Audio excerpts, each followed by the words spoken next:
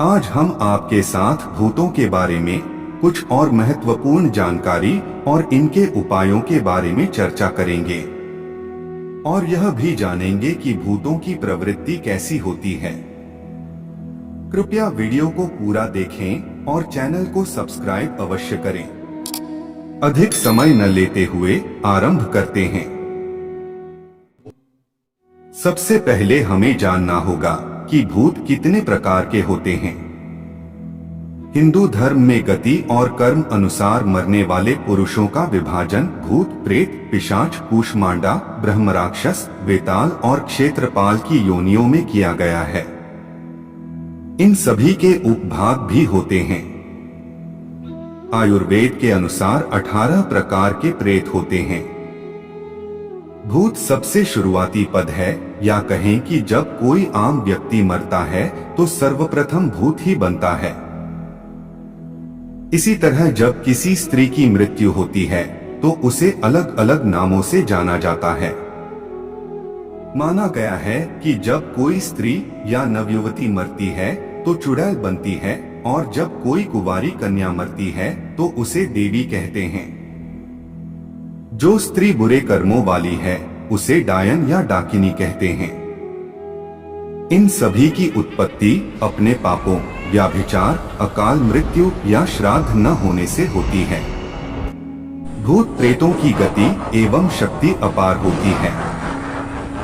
इनकी विभिन्न जातियां होती हैं और उन्हें भूत, प्रेत, राक्षस, पिशाच, शाकिनी, डाकिनी, चुड़ैल, गंधर्व आदि कहा जाता है। प्रेत योनि में जाने वाले लोग अदृश्य और बलवान हो जाते हैं, परंतु सभी मरने वाले इसी योनि में नहीं जाते, और सभी मरने वाले अदृश्य तो होते हैं परंतु बलवान नहीं होते। यह आत्मा के कर्म और गति पर निर्भर करता है। बहुत से लोग भूत या प्रेत योनि में न जाकर पुनः गर्भधारण कर मानव या अन्य जीव बन जाते हैं। इसके अतिरिक्त हिंदू धर्म में भूतों से बचने के अनेकों उपाय बताए गए हैं। पहला धार्मिक उपाय यह कि गले में ओम या रुद्राक्ष का लॉकेट पहने। सदा हनुमान जी का स्मरण करें।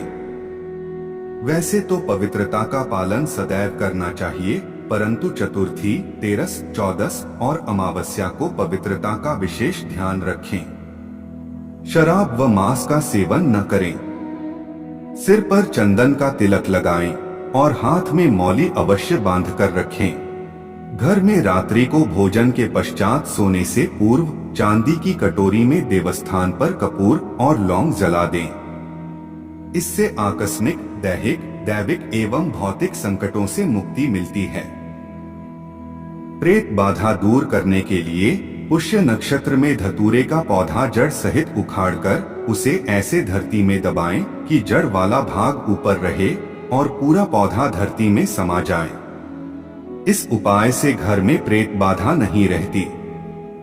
चरक संहिता में भी प्रेत बाधा से पीड़ित रोगी के निदान के उपाय विस्तार से मिलते हैं। ज्योतिष साहित्य के मूल ग्रंथों जैसे प्रश्नमार्ग, बृहत पराशर, होरासार, फलदीपिका, मानसागरी आदि में ज्योतिषीय योग हैं, जो प्रेत पीड़ा, पितृदोष आदि बाधाओं से मुक्ति का उपाय बताते हैं।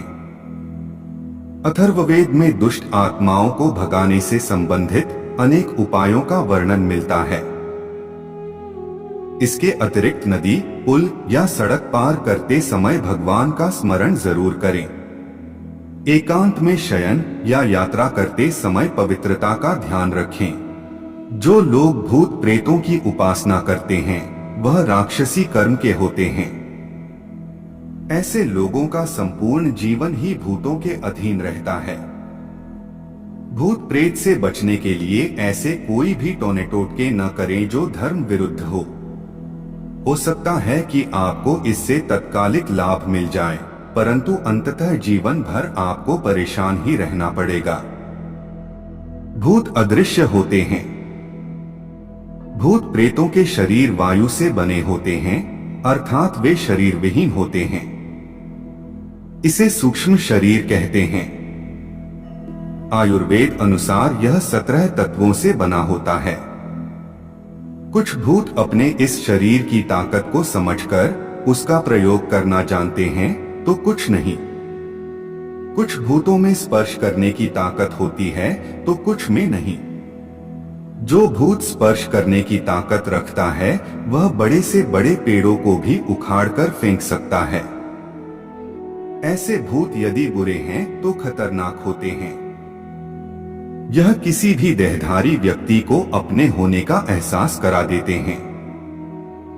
इस तरह के भूतों की मानसिक शक्ति इतनी बलशाली होती है कि यह किसी भी व्यक्ति का दिमाग पलटकर उससे अच्छा या बुरा कार्य करा सकते हैं। पशु योनि, पक्षी योनि तथा मनुष्य योनि में जीवन यापन करने वाली आत्माएं मरने के बाद अदृश्य भूत प्रेत योनि में चले जाते हैं। आत्मा के प्रत्येक जन्म द्वारा प्राप्त जीव रूप को योनि कहते हैं। ऐसी 84 लाख योनियां हैं जिसमें कीट पतंगे, पशु पक्षी, वृक्ष और मानव आदि सभी शामिल हैं। यह वास्तव में सत्य है कि पितृपक्ष में हिंदू अपने पितरों का तर्पण करते हैं। इससे सिद्ध होता है कि पितरों का अस्तित्व आत्मा अथवा भूत प्रेत के रूप में होता है।